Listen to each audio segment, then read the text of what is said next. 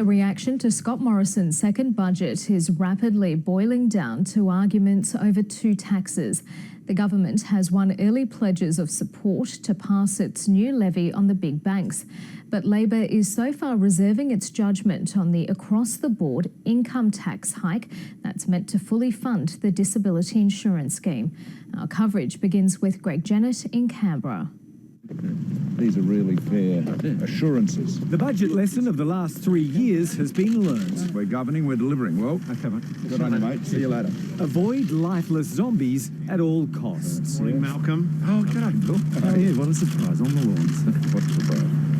Yes, indeed. Labor's stood in the way of $13 billion worth of coalition budget measures. My job is to get legislation through the parliament. They voted against them. And Malcolm Turnbull sparing nothing to persuade Bill Shorten on his new $8 billion income tax hike.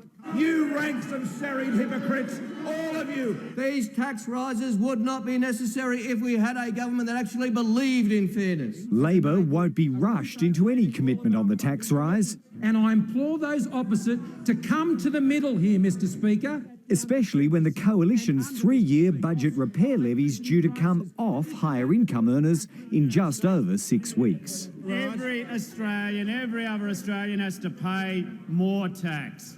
This budget's built on an assumption that its centrepieces stand at least an even chance of being passed. Bill Shorten's up for a negotiation on the income tax hike, and on the other major revenue raiser, the levy on banks, Labor's satisfied that is the right choice, even if it risks blowback from some of Australia's richest companies.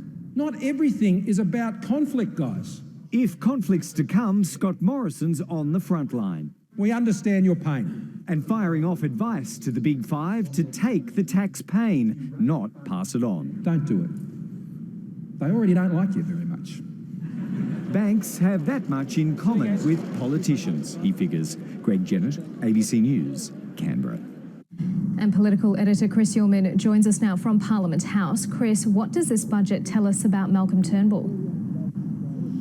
Well, Corina, that the Prime Minister is learning the art of politics, and that politics is the art of the possible. Now, he's betting that people want a government that gets things done, that doesn't concern itself with ideological spats or fights that it can't win, that in an age of uncertainty that it's prepared to offer some security to people, particularly in things that they see as essential services. But all this big government appalls Liberal purists, and it's interesting that today John Howard came out and was quite critical of this budget, particularly the levy on banks.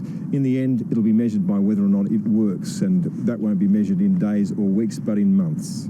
Chris, where does this leave the Labor Party?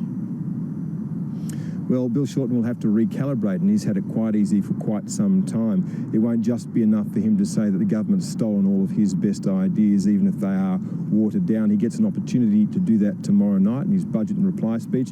In that, he will say that the Labor Party will keep the temporary budget repair levy that was started in 2014, levied at 2% on high-income earners, and make the argument again, essentially, that the Labor Party looks after the little person while Malcolm Turnbull looks after the big end of town. Now, if that argument becomes more difficult to make from tomorrow, then Malcolm Turnbull's making ground. Chris Uhlmann there in Canberra.